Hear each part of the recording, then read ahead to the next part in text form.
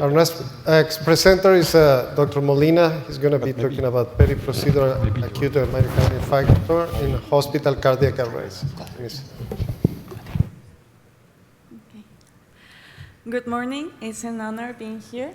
I'm a resident of internal medicine in Mexico, and today I'm going to talk about MI in hospital cardiac arrest. Okay.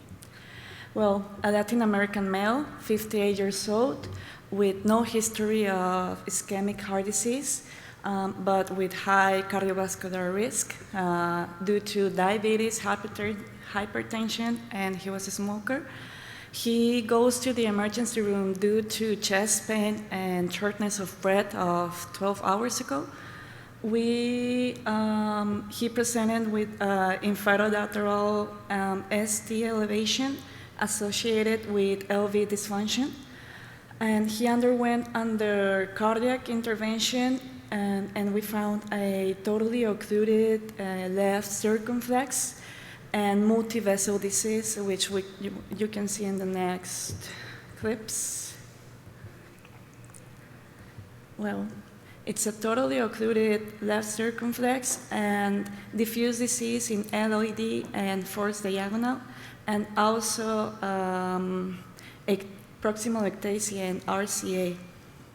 So the first step to do was to use a stent in the culprit, which was the left circumflex, and due to the remaining suboptimal flow for which tirofiban and pharmacological treatment were added.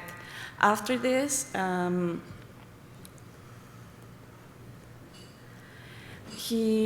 the procedure was followed by acute heart failure associated with pulmonary edema, which was treated, and levosimendan was added. But after a series of unfortunate events happened in the course of the next days, it was complicated with a new onset atrial fibrillation, which required antiarrhythmic. You can see the ECG before and after. Following that, the patient was unstable, so on day 5 he underwent the second cardiac intervention with a stent in the LAD and the first diagonal, the non-culprit lesions that he had.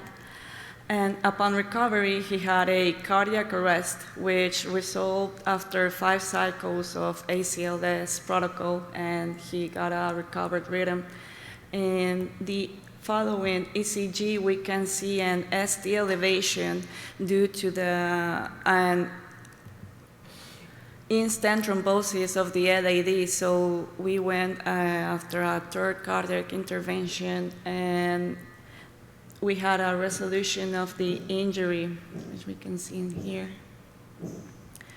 So later on, he was in recovery in the context of a patient with antiplatelet treatment, and he complained about abdominal pain, and the leukocytes were going up. So we called the surgery team, and they diagnosed acute cholecystitis.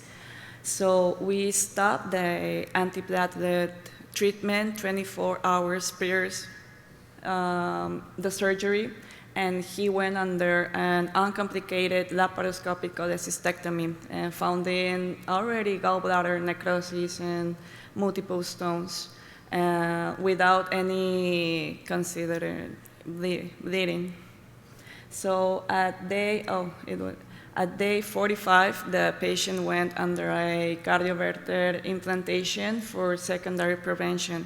And what we can get in our case is multiple variations on care related to AMI, which is an early access to complete surgical percutaneous revascularization and early access to invasive hemodynamic profiling, and of course, an interpretation of acute heart failure and rhythm related to disturbances in the patient. So, well, thank you.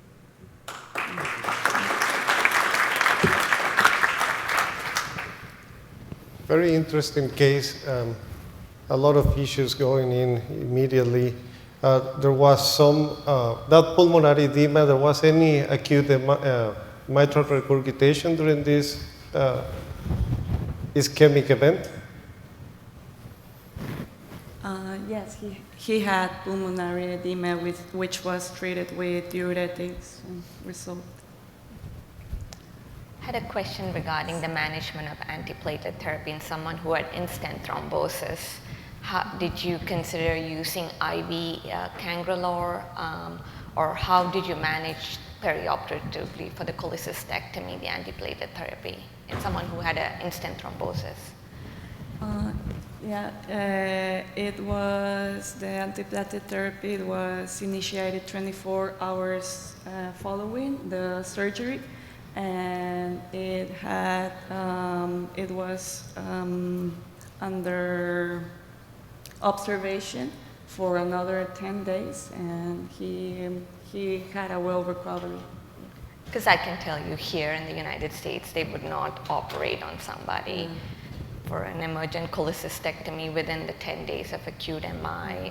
We would put a drain in. Probably would have. That's correct. Percutaneous drain in. But what I think that happened here, this was a diabetic patient, and maybe there was some sign of necrosis of the gallbladder already. So in those cases, the drain is contraindicated, so there are forces to intervene.